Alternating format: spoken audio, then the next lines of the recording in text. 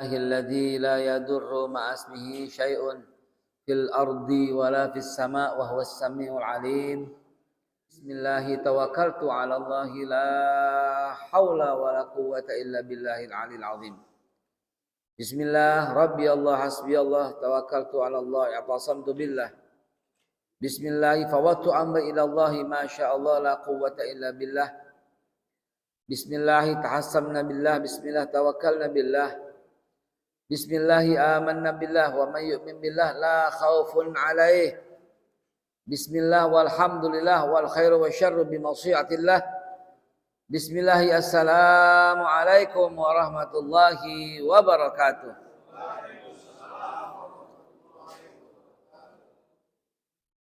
Innal hamdalillah wa syukurillah ala nikmatillah. Wassalatu wassalamu ala Rasulillah. Ayo Sayyiduna Muhammad bin Abdullah wa ala alihi wa sahbihi ajma'in wa ala alihi wa azwajihi wa zurriyatihi wa alihi wa ashabihi wa ummati Muhammad sallallahu alaihi wasallam. Amma ba'du, fa ya ibadallah usikum wa nafsi bitaqwallah. Faqad fazal muttaqun. Faqad fazal man ittaqa wa khaba man tagha.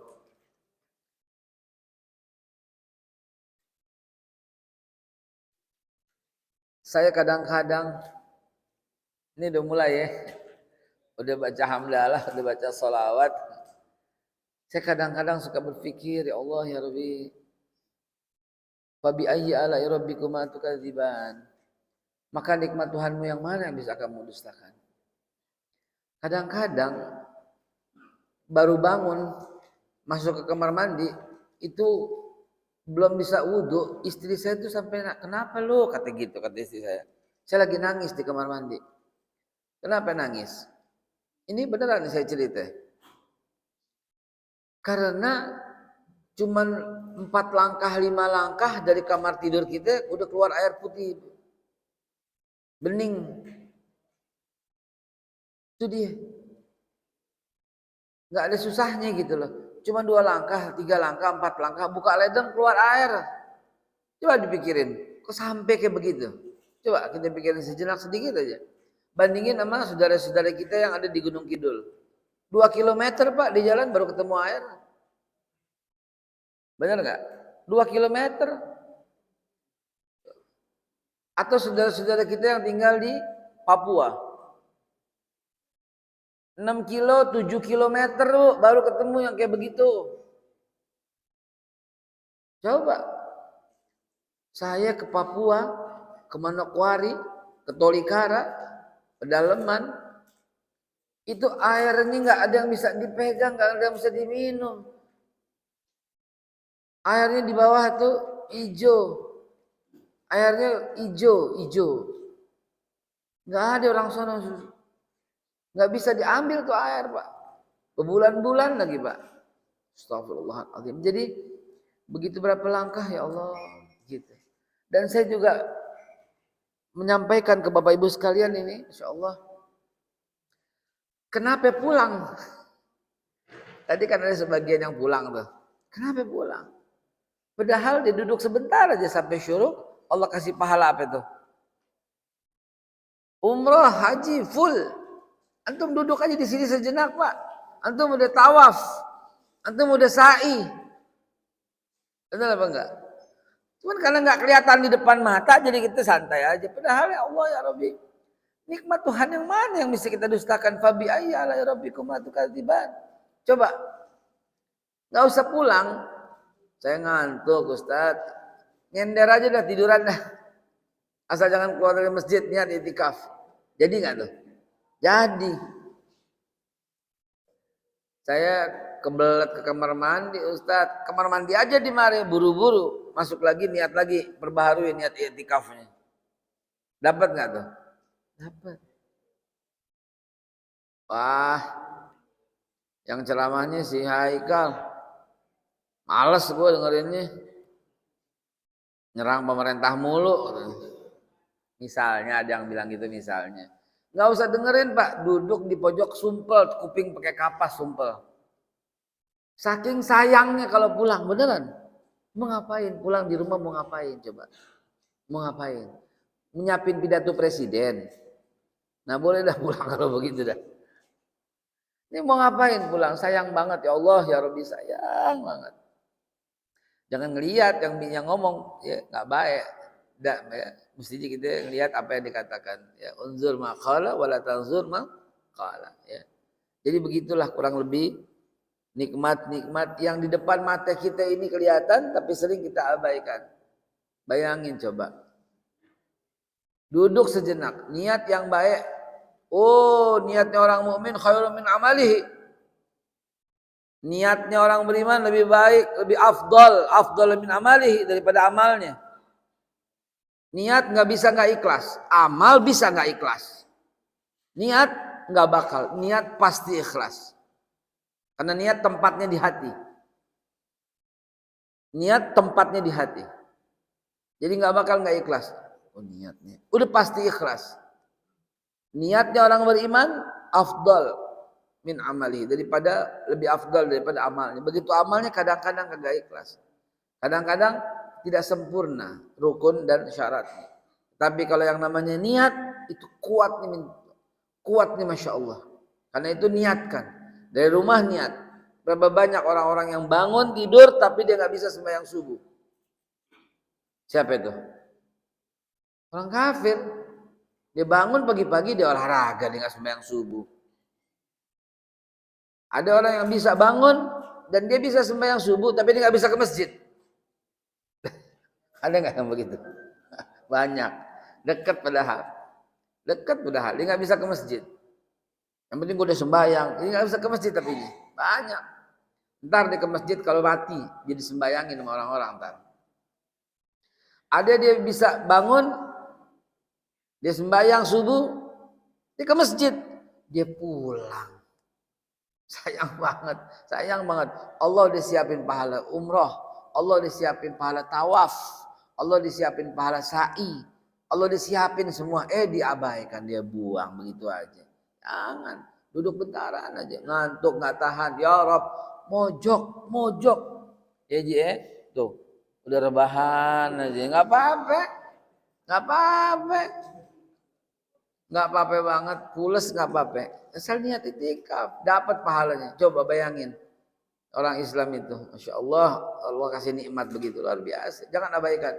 Jangan lagi dibilang begini, masa duduk begitu aja, pahalanya sama umroh, nggak bahaya hadirin, haram begitu, nggak percaya dengan Rasulullah namanya, nggak beriman dengan Rasulullah namanya. Kalau Rasulullah bilang begitu ya udah begitu, wa may yantiqu anil hawa in huwa illa wahyu yuha, udah kelar, udah pegang aja udah. Allah udah kasih kok, nanti kalau nggak mau ya udah. Ya, jadi sayang banget kalau pulang, sayang banget. Apalagi hikmah-hikmahnya luar biasa yang kita bisa duduk bersama-sama.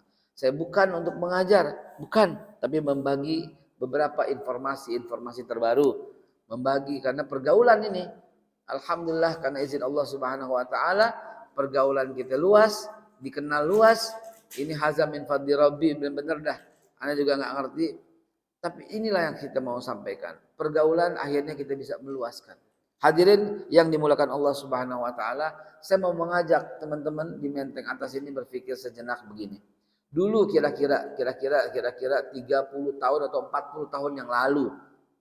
Kalau 40 tahun yang lalu umur kita 20 ya. Jadi 50 tahun lalu deh, ya. 50 tahun lalu.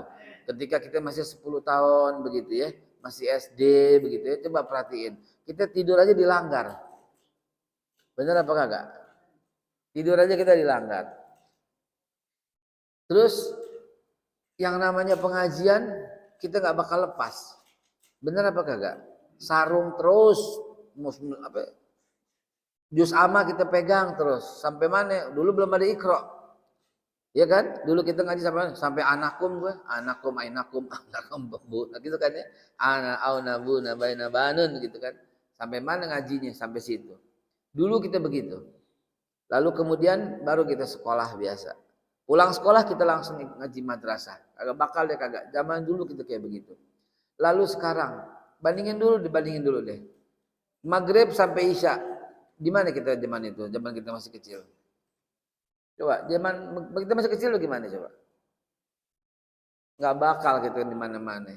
Ya, ada TV zaman dulu, ada TV, tapi TV cuma di-setel sekali-sekali. Pada waktu unyil baru di-setel minggu pagi.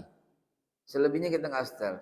Orang tua kita setel tetap. Kalau abah saya ingat nyalain TV kan listrik mahal. Nyalain TV tek jam 9 dia mau dengar dunia dalam berita. Begitu dia tidur. Begitu. Kita paling nungguin deh. Habis dunia dalam berita ada Hunter, ada Didi Mekol, ada MacGyver dulu. Ya. Itu aja yang kita tungguin. Hadirin yang dimuliakan Allah Subhanahu wa taala, masa berganti masa, waktu berganti waktu. Akhirnya sekarang kita lihat kayak begini. Zaman itu ada survei Pak Harto sebagai presiden. Ada survei. Surveinya umat Islam 98%, 97%. Begitu yang kita dengar. 96, sekian 97%. Begitu yang kita dengar. Tahu-tahu masa berganti. Kita lengah, kita nggak sadar, kita nggak tahu, tahu-tahu masjid mulai kosong. Mana anak-anaknya coba lihat.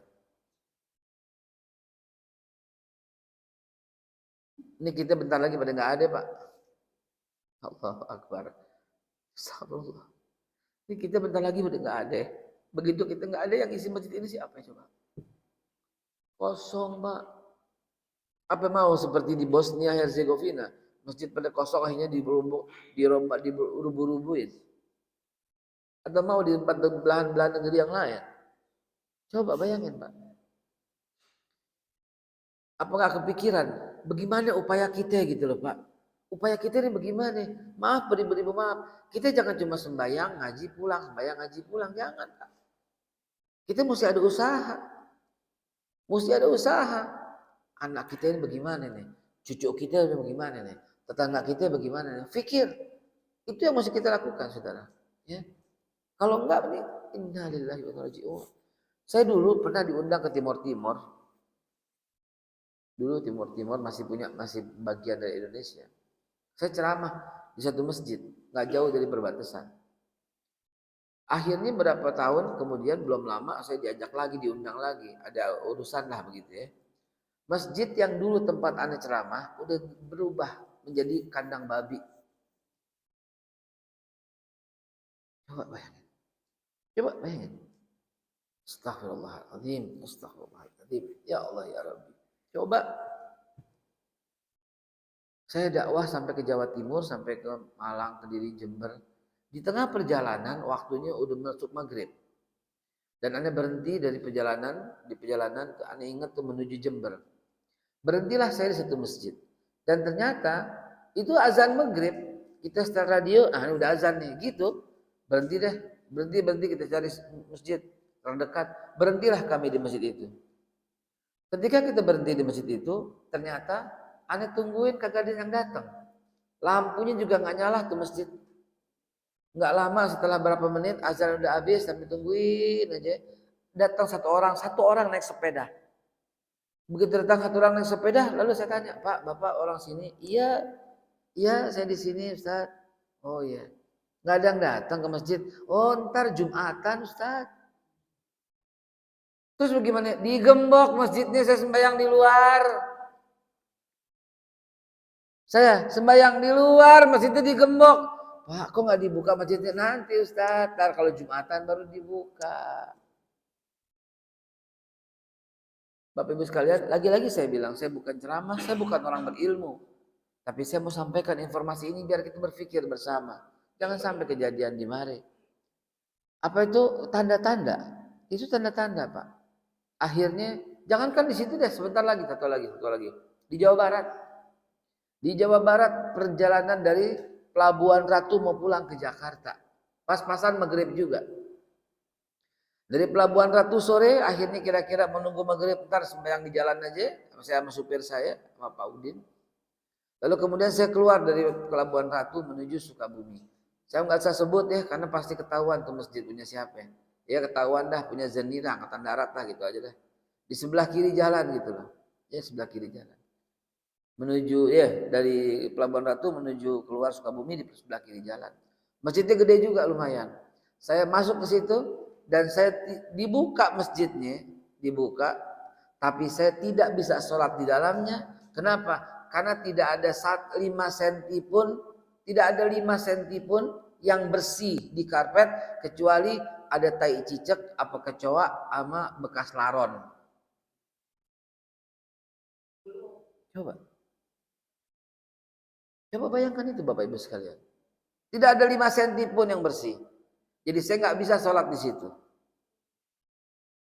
Saya menangis beristighfar kepada Allah Subhanahu wa taala sambil saya masuk ke mobil lagi sambil berkata, kita cari masjid yang lain kalau begitu.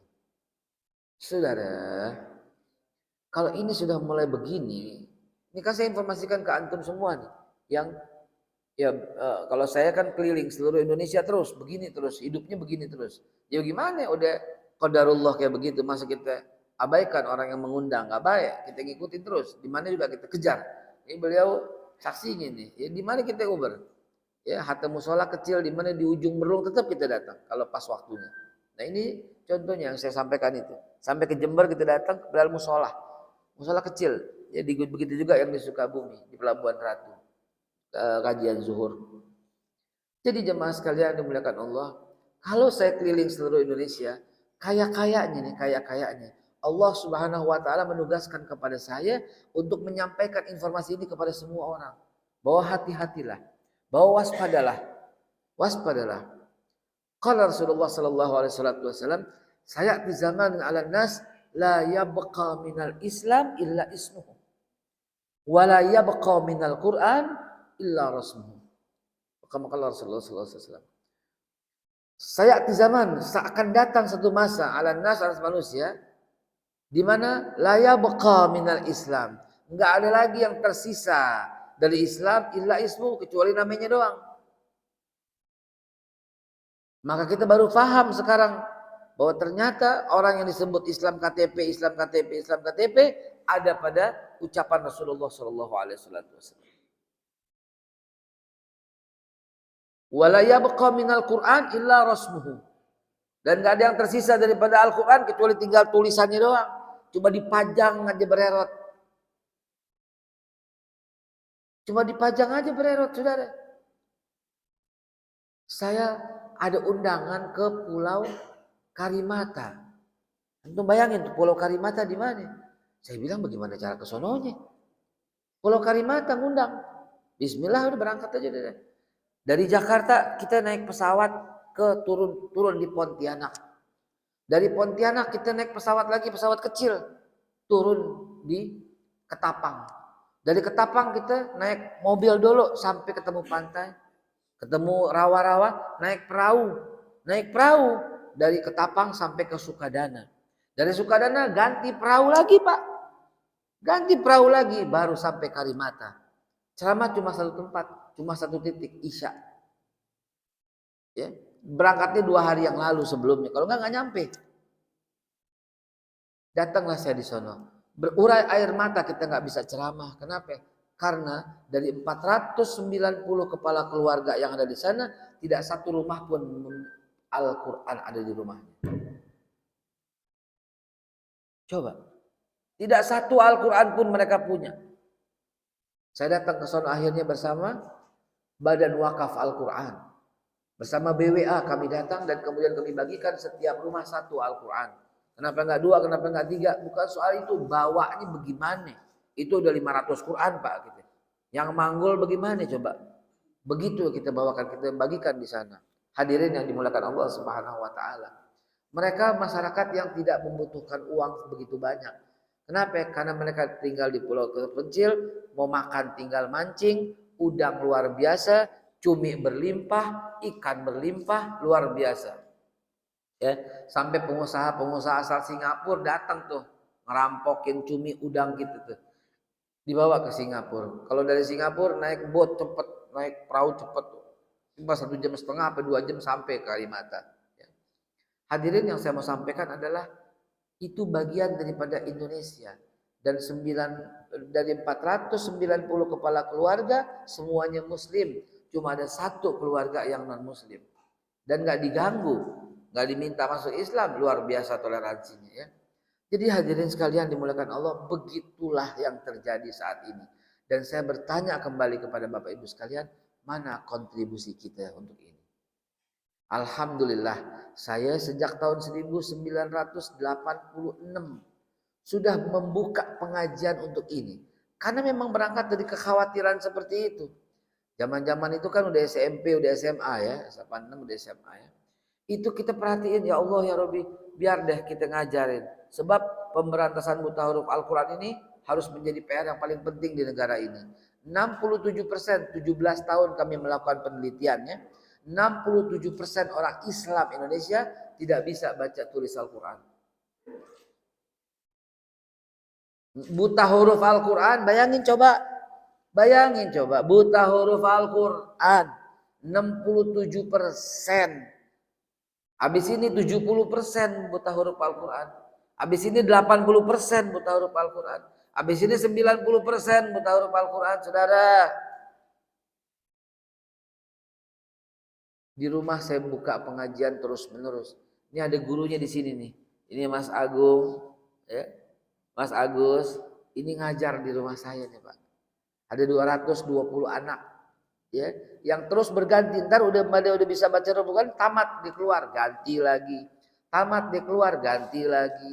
Yang rajin saya minta tolong ngajarin di situ juga, ngajarin juga, bantuin dan seterusnya dan seterusnya. Udah berlangsung sejak tahun 96 sampai dengan sekarang. Saudara sekalian, bukan sok tahu, nauzubillah ya Allah. Kalau kita ceritain campur kepengen dipuji, kepengen dibilang hebat, habis dong amal kita. Sayang banget yang bertahun-tahun begitu. Nauzubillah, astagfirullahaladzim. Astagfirullahaladzim, astagfirullahaladzim. Saya cerita maksudnya, ayo Pak, ayo kita bukan cuma ngomong doang. Kita berkontribusi untuk ini semua. Jangan Bapak Ibu sekalian yang datang bayang ngaji pulang, datang bayang ngaji pulang, datang bayang ngaji pulang. Jangan. Kita disebut terbaik oleh Allah Subhanahu wa taala karena ada kuntum khairu ummah ukhrijat linnas ta'muruna bil ma'ruf wa tanhauna 'anil munkar wa tu'minuna billah. Bayangin. Ayat itu sangat unik kalau kita buka dalam tafsirnya. Ibnu Katsir, Jalalain, Al-Maraghi, ya, At-Tabari mengisahkan apa? Amar ma'ruf duluan sebelum beriman. Bayangin, kuntum khairu ummah ukhrijat linnas ta'muruna bil ma'ruf. Watu'minuna billah belakangan. Saking apanya? Saking pentingnya beramar ma'ruf nahi munkar. Saking pentingnya balighul anni walau ayah. Saking pentingnya kita hadir ke majelis-majelis ilmu. Tadi Ustadz kita bilang tuh, man salaka tariqan yaltamisu fihi ilman, sahalallahu tariqan ilal jannah. Maka dari itu Bapak Ibu sekalian, dalam pembukaan pengajian ini, saya nggak banyak bercerita tentang sejarah, nggak banyak cerita soal yang lain, tapi banyak cerita soal motivasi.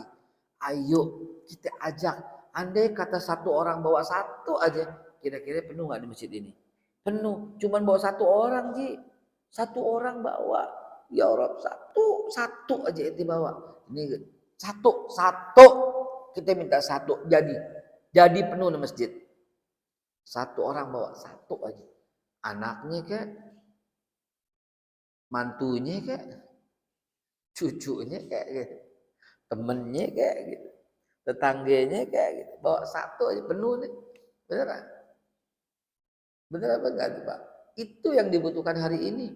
Kalau enggak Islam akan hilang dari peredaran. Kalau enggak Al-Quran enggak ada lagi. Al-Quran Pak, ente sih enak Qurannya berelot itu. Kita di Jakarta Qurannya banyak. Di daerah Pak, astagfirullahaladzim. Kami bersama Badan Wakaf Al-Quran, sebelum Ramadan itu, Quran kita bawa 3 truk. Kemana? Ke Aceh Tamiang. Jangan dikira mentang-mentang Aceh terus Quran semua tersedia. Masuk ke dalam pedalaman coba. Satu Quran dibaca sama 7 orang gantian. Satu Quran dibaca sama 7 orang gantian. 8 orang gantian. Coba. Di pesantren. Saking apa? Saking dia nggak ada Al-Quran. Mau beli kagak ada duit juga nggak ada Qurannya. Coba bayangkan itu. Kira-kira di rumah antum yang punya 5 Quran, yang punya 10 Quran, sementara daerah di Indonesia ada yang kepengen punya Quran, kira-kira Quran itu menjadi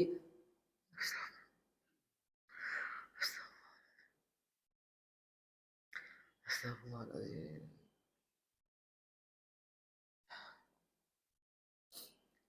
Kira-kira Quran itu menjadi syafaat atau menjadi fitnah di hari kiamat? Jawab.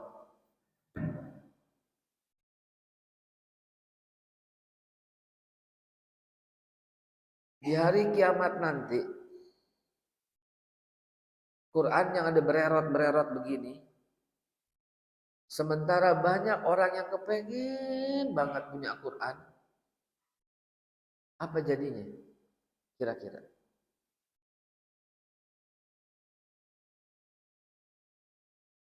Di Gaza, ini cerita sahabat saya Pak Hussein, dan di Palestina, kalau saya sering ke Palestina, ke Yerusalem, bukan konflik perang. Di Gaza, dibawain duit, anak-anaknya cuma terima, ya udah ditaruh di kantong aja udah. Dibawain makanan, dia pegang, dia dilepeh aja, ditaruh aja di situ. Dia nggak ada yang girang. Begitu kita datang bawa Al-Quran, mereka berhamburan, berebut, dia peluk, dia cium itu Quran. Kenapa? Karena dia nggak punya Al-Quran untuk dibaca. Ada yang nunjukin kepada kami, Al-Qurannya cuma separuh. Yang diawalin di awal surat itu, awal Qurannya suratnya surat Al-Hajj. Depannya udah nggak ada, udah robek, udah angus. Bayangin.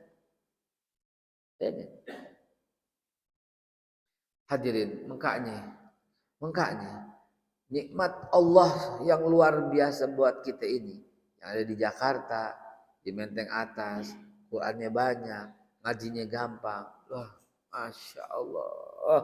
Fabi ayyi ala'i rabbikuma tukadziban. Kesimpulannya, udah nikmat kayak begini, kagak dateng. Coba. Udah nikmat kayak begini, nggak mau berbagi. Udah nikmat kayak begini, nggak peduli.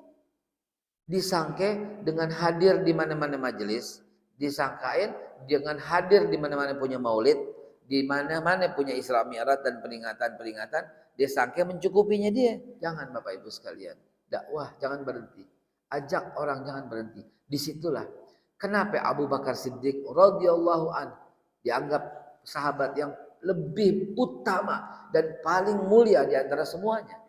Kenapa Abu Bakar Siddiq lah yang ditunjuk oleh Rasulullah Sallallahu Alaihi Wasallam untuk menggantikannya sebagai imam ketika beliau sedang tidak mampu menjadi imam. Kenapa Abu Bakar Siddiq lah? Semua orang nurut dan ikut apa kata Abu Bakar Siddiq. Kenapa? Ketika Umar bin Khattab berselisih pendapat dengan Abu Bakar Siddiq, Rasulullah Sallallahu Alaihi Wasallam naik ke mimbar dan berkata, apabila iman satu kota Madinah ditimbang dengan iman Abu Bakar Siddiq seorang, maka demi zat yang memegang jiwa Muhammad, lebih berat iman Abu Bakar Siddiq seorang daripada seluruh orang yang ada di kota Madinah. Rawahul Bukhari, Muslim, wa Tirmizi. Sahih dan benar apa yang diucapkan Nabi. Kenapa Abu Bakar punya kedudukan sebegitu tinggi? Abu Bakar banyak infaknya. Abdurrahman bin Auf lebih dahsyat infaknya. Utsman bin Affan lebih gile. Orang Betawi lebih luar biasa infaknya. Ayo. Padahal Abu Bakar Siddiq wafatnya sakit, bukan wafat di medan juang sebagaimana Hamzah yang dicabik-cabik, sebagaimana Zaid bin Harithah, sebagaimana Ja'far yang tangannya putus dua-duanya dalam peperangan Mu'tah. Coba, bagaimana? Padahal mati sakit biasa wafatnya. Tapi kata Rasulullah sampai demikian mulianya. Antum tahu kenapa? Karena dia berkata jujur. Emang ada sahabat tukang bohong? Nggak ada. Yang tukang bohong banyak kan orang DPR. Menteri-menteri itu yang banyak tuh.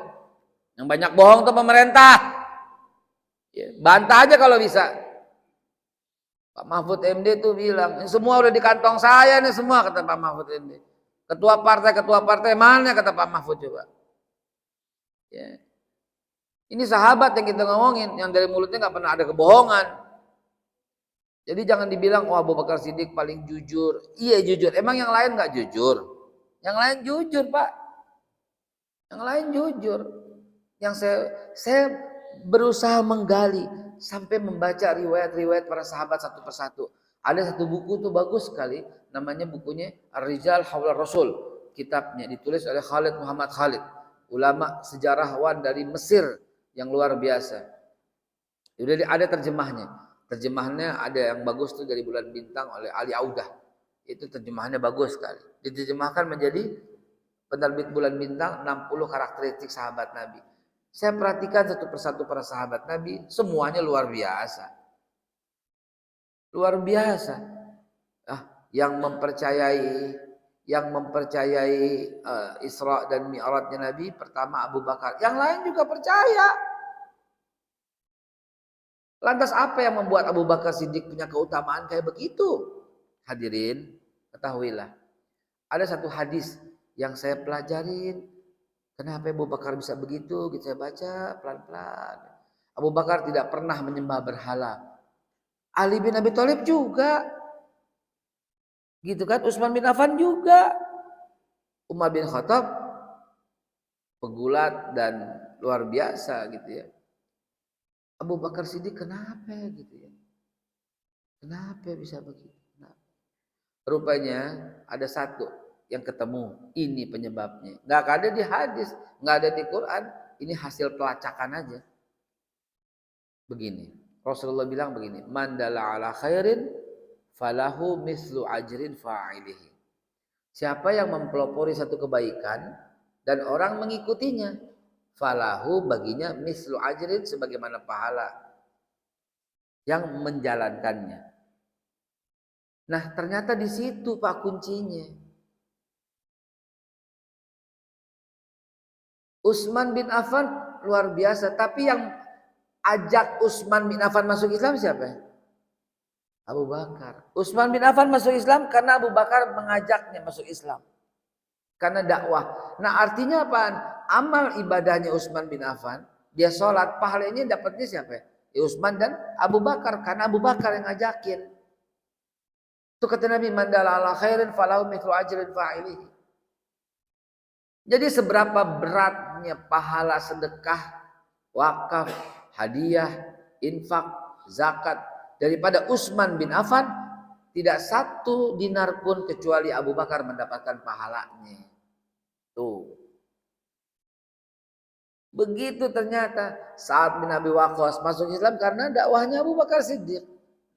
Talha bin Ubaidillah, Zubair bin Awwam, Abdurrahman bin Auf, Abi Dzar Al-Ghifari, Salman Al-Farisi, Bilal bin Rabah, semuanya itu dakwahnya Abu Bakar Siddiq.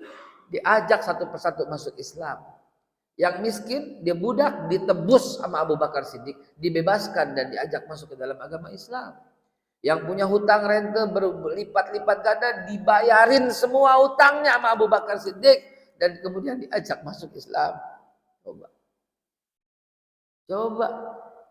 Itulah sebabnya Abu Bakar Siddiq karena dakwahnya yang membuat dia punya keutamaan begitu dahsyat.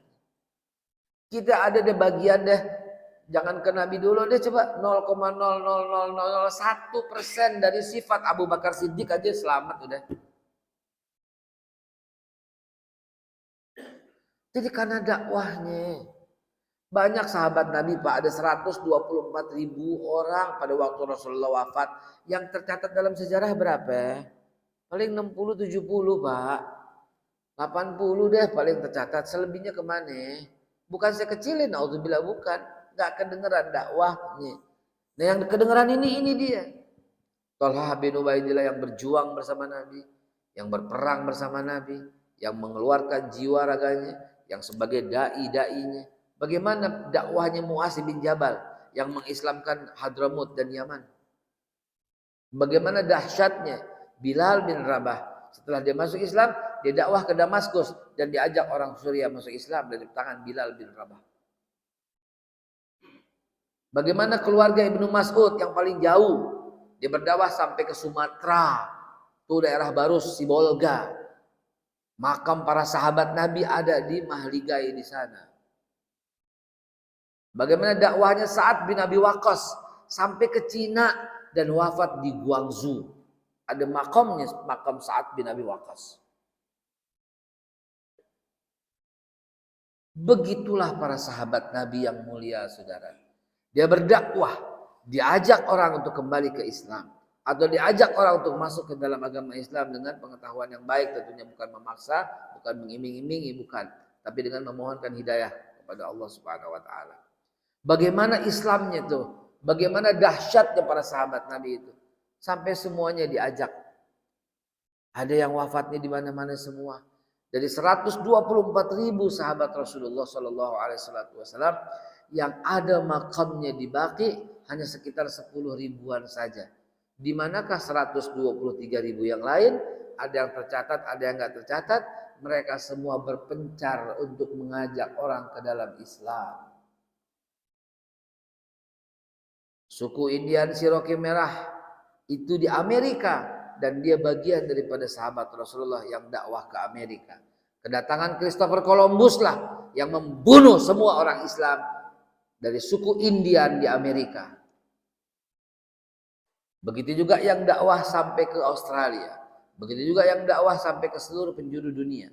Yang di Eropa, yang semuanya. Begitu juga yang dakwah ke Asia. Dan bertahan terus sampai pada waktu yang sangat menyakitkan hati, saudara. Nusantara kita. Di atas kita ada sebuah kerajaan yang masyhur. Namanya kerajaan komplek tuh ya. Darul Ma'arif. Sekarang mana dia kerajaan itu, saudara?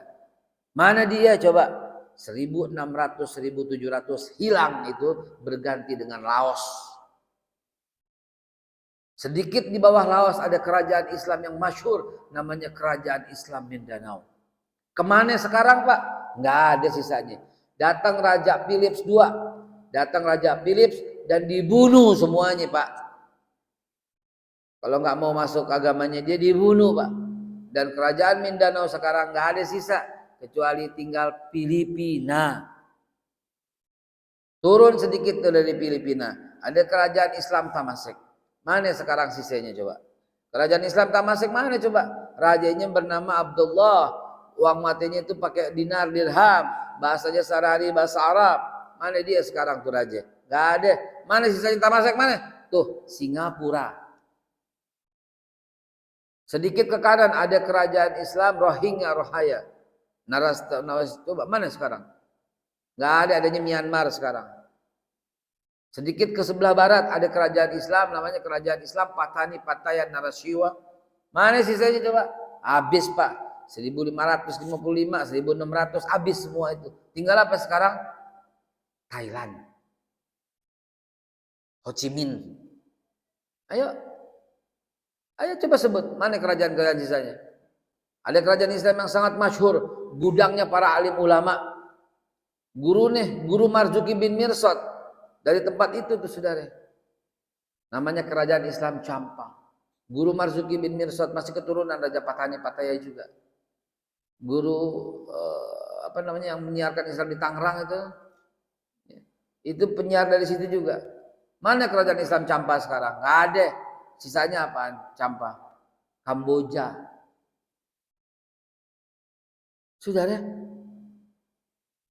apa nggak khawatir kalau kita ngelihat tren, ntar ketika kita ini semua udah pada meninggal, anak-anak kita yang sekarang nggak kenal masjid, yang sekarang berebut ikut konser, lah iya,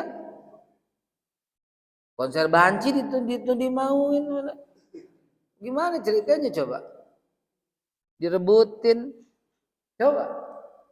Apa yang terjadi 10 tahun dari sekarang? Kalau kita cuma ngaji sembahyang pulang, ngaji sembahyang pulang, ngaji sembahyang pulang, ngaji sembahyang maulid pulang, ngaji sembahyang maulid pulang. Apa jadinya 10 tahun lagi kita udah pada meninggal? Coba Bapak Ibu sekalian pikirkan itu. Mengkaknya. Ini contoh. Nih yang ada di dada saya nih. Ini contoh. Nih yang antum punya ini contoh. Ini yang Haji Andi punya nih, contoh.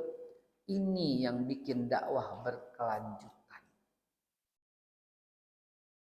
Saya kalau ceramah kagak ada ginian sedih saya, ya elah. Gitu. Tapi kalau ada yang pegang handphone begini semua girang saya. Girang saya. Antara girang sama deg-degan, jangan Intel nih.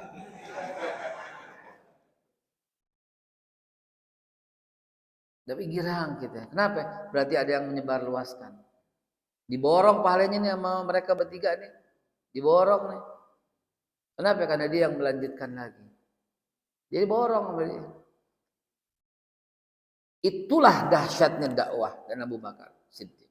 Itulah yang membuat Islam dari zaman Rasulullah terus berkembang. Tapi sayang sampai 1600, 1700. Dari 1700 kemarin, dulu Indonesia juga begitu.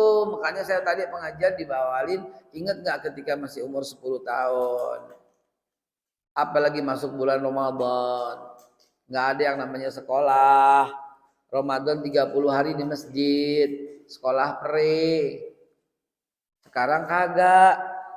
Ditumpukin tuh. Dengan fisika, kimia, matematika, bahasa Inggris. Yang nggak bakal ditanya di lubang kubur. Hari-hari kita disibukin sama partai. Padahal nggak tanya di lubang kubur. Nggak ditanya. Tapi kita ribut urusan itu. Emang di lubang kubur ditanya, lu milih siapa? Kagak. Lu milih siapa? Kata malaikat Jibril, kagak. Nggak ditanya. Yang ditanya apa? Man rabbuka. Tanya itu. Oman nabiyyu kan ditanya, oman imamu kan ditanya, oman kiblatu kan ditanya. Oman ikhwanu kan ditanya. Ya enggak. Siapa yang kamu pilih? Enggak ditanya. Lu milih partai apa? Enggak ditanya. Enggak ditanya sama malaikat, enggak ditanya. Bapak dari partai apa? Enggak ditanya. Anda orang suku apa? Enggak ditanya sama malaikat, enggak ditanya.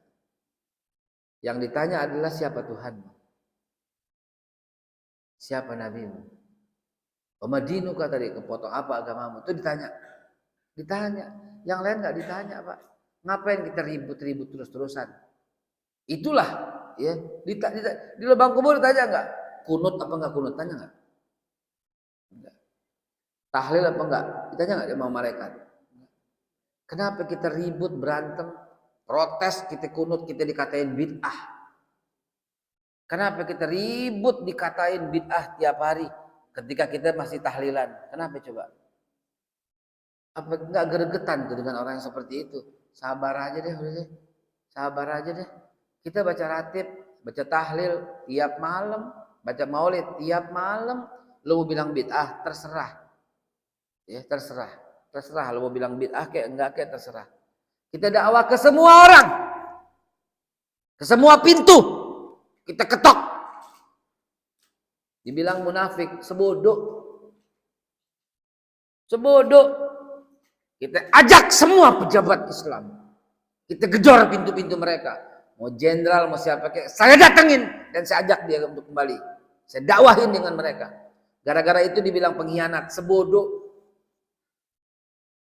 Semua partai kita masukin, kita bilang dia supaya peduli dengan Islam.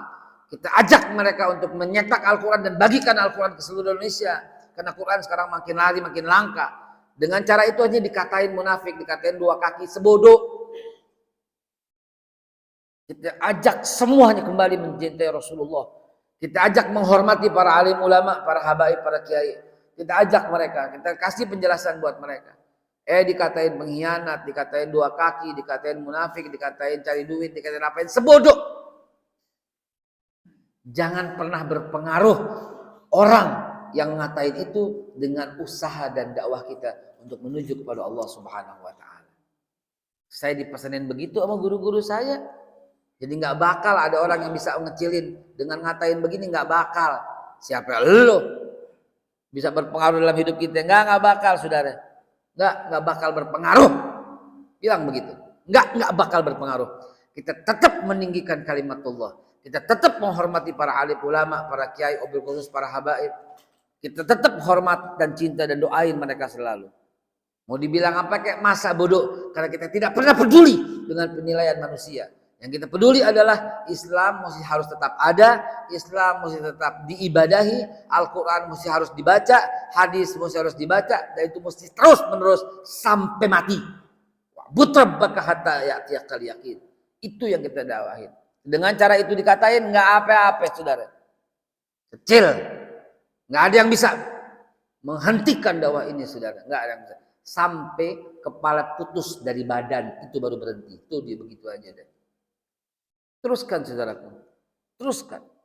Teruskan. Ini saya nggak ngaji, nggak ceramah, tapi memberikan motivasi. Di awal pengajian ini tawakufannya udah selesai, ya. Itu pembukaan lagi. Ini memberikan motivasi untuk jangan berhenti yang namanya ngaji. Jangan berhenti yang namanya ngajakin orang untuk ikut datang ke majelis. Jangan berhenti untuk sebarkan. Ini jangan berhenti, saudara. Kalau berhenti dakwah, tidak ada lagi Islam. La yabqa minal Islam illa ismuhu. Berhenti dakwah, tidak ada lagi Islam kecuali tinggal namanya doang. Tadi saya sudah cerita, dulu kerajaan-kerajaan, sekarang kagak ada. Di Suriah, dulu orang ibadah enak, sekarang ibadah takut kena bom. Gara-gara apa? Saya pelajarin, gara-gara ini kayak kita nih. Suriah sebelum perang saudara kayak kita nih. Ngatain bid'ah lo, sesat lo, kadrun lo, kampret lo, cebong lo, munafik lo, pengkhianat lo, neraka lo. Ini kayak begini. Kalau kita terusin begini, anak cucu kita nggak akan pernah bisa menikmati sebagaimana yang kita nikmati sekarang, saudara. Hentikan. Dikit-dikit kopar kafir. Dikit-dikit sesat. Yang di bawah hadis cuma satu aja. Kullu bid'atun dolalah, wa kullu dolalatun finnar. Lah, lu ceramah apa aja ngomongnya begitu mulu, Anda bilang. Belum cukup umur lo ngebahas itu, saya bilang. Belum cukup umur. Beda sama Nabi, langsung bid'ah. Nabi nggak kerjain, langsung bid'ah. Nabi nggak pernah pakai celana panjang, lu pakai bid'ah lo gitu, saya bilang. Ya. Nabi nggak pernah pakai kopiah begini, Nabi pakai sarban. Nabi nggak pernah pakai speaker begini, Nabi nggak pernah duduk di atas, lu duduk di atas, bid'ah banget. Semua di ujung kaki, ujung kepala lu bid'ah, saya bilang gitu aja deh. Habis nggak ngerti gitu loh, nggak ngerti sejarah. Suruh main keluar yang jauh, mainnya kurang jauh. Begitu mainnya lebih jauh kita ajak baru dia sadar gitu loh. Ternyata begitu Islamnya. Iya. Kenapa ada orang sedekapnya di dada? Karena itu orang-orang Suriah yang dakwah ke sana Bilal orangnya pendek. Kata ahli sejarah Bilal cuma 1 meter lebih sedikit. Sehingga dia ngeliatnya tinggi, dia anggap di dada. Jadi orang di dada semua. Ada orang lihat Rasulullah dari jauh doang. Aku lihat Rasulullah berdiri dengan tegap. Hadisnya begitu. Makanya orang-orang Turki sembahyangnya tegap. Allahu Akbar. Tegap. Memang ada hadisnya cuma begitu dilihat. Kan dulu nggak ada konfirmasi. Lain dengan orang Mekah. Katanya aku lihat, kata Umar bin Khattab hadisnya. Rasulullah meletakkan tangan kirinya di lambungnya begini. Dan bersedekap ada. Jadi macam-macam. Rasulullah cuma bilang, Sallu ra'aitu. Kama ra'aitu man usalli. Salatlah kamu sebagaimana lihat aku salat. Sahabat lihat kan habis dakwah, habis dapat ilmu dari Nabi mencar semuanya. Makanya selain ngaji fikih, selain ngaji sejarah penting. Habis lihat Nabi ini tahiyat, mencar semua sahabat. Makanya tahiyat berbeda-beda. Yang kan kata Nabi lihat, oh lihatlah kamu, salatlah aku, sallu kama ra'aitum usalli. Salatlah kamu sebagaimana lihat aku salat. Ada sahabat yang berkata, aku lihat Nabi menggerak-gerakkan tangannya. Makanya kita lihat salawat ada yang begini. Hadis itu. Yang lain berpendapat, Nabi bukan gerak-gerakin tangan, dia gemeter. Lo kalau nggak gemeter, nggak usah digemeter-gemeterin. Gitu kan. Tapi ke orang itu ngotot lagi, nggak bisa. Pokoknya Nabi bilang seperti Nabi, ya biar nggak gemeter, gue gemeter-gemeterin. Begitu, jadi boleh aja begitu, silakan aja. Sepanjang yang naik satu, kalau yang naik 3 metal ente. Nggak bener udah main-main. Atau sebelah kiri, karena nggak enak kalau gue mau kiri nggak bisa. Sepanjang naiknya telunjuk kelar, mau gerak ya nggak gerak ya. Kata sahabat lagi, aku melihat Nabi membuat lingkaran antara jari tengah dan jari jempolnya dan menggenggam yang lain, bikin lingkaran begini. Ada yang menggambarkan seperti itu. Suka-suka ente mau yang mana? Jangan dibilang kalau nggak begini bid'ah, kalau begini bid'ah. Ada yang berkata Nabi dari awal setelah mengangkat tangannya. Ada yang bilang tidak. Ada yang bilang lihat Nabi ketika asyhadu alla ilaha illallah baru angkat tangannya. Wallahu a'lam bishawab. Semua hadisnya ada. Apalagi hadis tarawih. Nabi pernah sholat cuma 2 rakaat, cuma 4 rakaat, ada yang 8, ada yang 20. Setelah 20 sahabat tambahin lagi. Zaman Umar bin Abdul Aziz tarawihnya 48 rakaat. Dibalikin lagi akhirnya zaman setelah Bani Umayyah dibalikin lagi menjadi 20. Begitu. Indonesia dulu 20 nggak ada yang 8. Cari coba jujuran jangan pakai bohong. Kita sama-sama umurnya mau 60. Waktu kita masih 10 tahun, 15 tahun, kita cari musola yang 8 ada nggak? Nggak ada. Maaf, saya bukan bilang 8 lebih jelek, bukan. Saya cuma mau cerita sejarah. Zaman dulu kita masih kecil kagak ada yang 8. Saya masih ingat, masih kecil, saya tuh sembahyang Masjid Bintu Salam, tempat kami belum ada di masjidnya Pak Arif, Pak Ustadz Ibrahim, namanya Masjid An-Nur 20. Ada musola Pak Haji Sairun 20. Musola ini namanya Nurul Fitroh. Ada musola Uswatun Hasanah punya Haji Opik 20. Belakangnya ada Masjid Al Jihad ya 20, punya Pak Haji Jemaat 20. Ada lagi musola Nurul Iman punyanya Pak Haji Sanusi 20. Ada Masjid Al Bariyah ya 20 ya, di situ ada Haji Nagib 20, semua 20. Sekarang setelah kita mau 60, kita datang lagi ke semuanya 8. Saya nggak bilang jelek ya, saya cuma bilang ada penurunan. Gitu aja, ya ada penurunan. Akhir kalam kelihatannya udah suruk nih. Udah suruk kayaknya ya. Kalau udah suruk, belum. Dikit lagi. Kalau dikit lagi kita selesaikan juga, kita dengan tanya jawab barangkali. Saya berlindung kepada Allah Subhanahu wa taala daripada fitnah. Yang saya maksud bukan 20 lebih baik daripada 8, bukan juga 8 lebih ya nggak baik daripada 20, bukan. Yang saya maksud saya lagi cerita. Zaman dulu nggak ada yang 8, sekarang banyak 8. Takutnya setelah 20 tahun ke depan tarawihnya nggak ada lagi begitu. Akan begitu dari 20 ke 8, 8 apa? Udah bisa masing-masing aja tarawih di rumah. Begitu kan bisa aja kan. Nauzubillah summa nauzubillah. Kan faktanya udah kejadian begitu ya. Banyak masjid bulan puasa Isya bubar. Isya bubar. Banyak enggak daerah? Banyak. Tapi Isya bubar. Ini kan Ramadan, Isya bubar, bayangin. Di rumah aja udah masing-masing. Saking nggak maunya dia cepet-cepet, 2 menit. Allahu Akbar, Allahu Akbar, Allahu Akbar, Allahu Akbar, Allahu Akbar, amin, Allahu Akbar, Allahu Akbar, Allahu Akbar. Amin.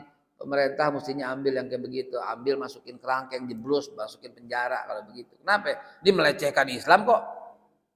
Dia melecehkan kok. Enak aja. Melecehkan itu. Yasin amin. Dhalin amin. Yasin Allahu Akbar. Allahu Akbar, Allahu Akbar, Allahu Akbar, Allahu Akbar, Allahu Akbar, Allahu Akbar, Allahu Akbar. Assalamualaikum, assalamualaikum. Dhalin amin. Toha Allahu Akbar, Allahu Akbar, Allahu Akbar, Allahu Akbar. Itu melecehkan Islam, Pak. Melecehkan itu. Bagaimana ceritanya? Dari mana sumbernya? MUI mesti ngambil tindakan untuk melaporkan ini bagian daripada pelecehan agama Islam. Karena Rasulullah rukuknya air nggak tumpah. Itu patokan. Rasulullah rukuk, ditaruh air nggak tumpah kata sahabat Nabi. Saking apa? Saking tenang dan tumak ninahnya. Itu kata sahabat Nabi. Kata Ali bin Abi Thalib, hadis sahih Bukhari Muslim dari Ali bin Abi Thalib. Dia sholat bersama Nabi. Kata Rasul Ali bin Abi Thalib begitu. Rukuknya Nabi sama dengan i'tidalnya panjangnya, kata Ali bin Abi Thalib. I'tidalnya Rasulullah sama lamanya dengan sujudnya, kata Ali bin Abi Thalib. Sujudnya Rasulullah sama dengan duduknya. Duduknya sama dengan sujudnya. Kurang lebih kayak begitu kata Ali bin Abi Thalib. Terus ente ngikutin siapa itu? Ngikutin siapa itu? Kalau bukan itu melecehkan agama Islam. Rukun Islam yang lebih utama dari semua perbuatan. Yang merupakan tiang agama digituin. Gue jadi menteri agama, gue panggilin tuh semua orang itu. Ya jelas aja begitu. Rukun Islam ini. Salatu imaduddin. Man aqama shalah faqad aqamaddin. Wa man taraka faqad hadamaddin. Tiang agama itu digituin, coba bayangin. Udah ngetren di Indonesia, tiang agama. Dan diikuti oleh musala-musala yang lain. Tiang agama ya. Kita sembahyang tarawih masih kecil juga di Al-Hawi. Karena guru kita salah satunya Habib Ahmad bin Muhammad Al-Haddad. Cepet, nggak begitu cepetnya. Nggak begitu.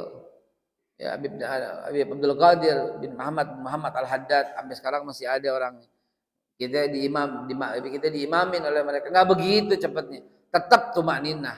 Walaupun rakaat kedua pasti kulhu, tapi kita senang. Kulhunya kulhu Allahu ahad, Allahus samad, lam yalid wa lam yulad wa lam yakul lahu kufuwan. jelas, kemudian dia ruku, kurang lebih kayak begitu juga. Enak cepetnya gitu loh. Ini kita lihat mancan sekarang kayak begitu. Salat yang agama digitu-gituin, la haula wala quwata illa billah. Mari kita inventarisir apa yang perlu diperbaiki. Kita bisain dakwah sebisa-bisanya. Ajak orang untuk masuk ke dalam masjid dan ajak dia untuk dakwah. Minimal satu orang satu. Ini motivasi dari Al-Fakir supaya bisa kita lanjutkan pengajian lebih indah dan lebih indah pada waktunya. Amin ya Allah ya Rabbal Alamin. Hudan wa busyra lil mu'minin ya Allah. Sallu ala Nabi Muhammad sallallahu alaihi wasallam. Mungkin kita cukupkan. Allah muwaffiq ila aqwamit thoriq billahi taufiq wal hidayah wa minkum. Wassalamualaikum warahmatullahi wabarakatuh.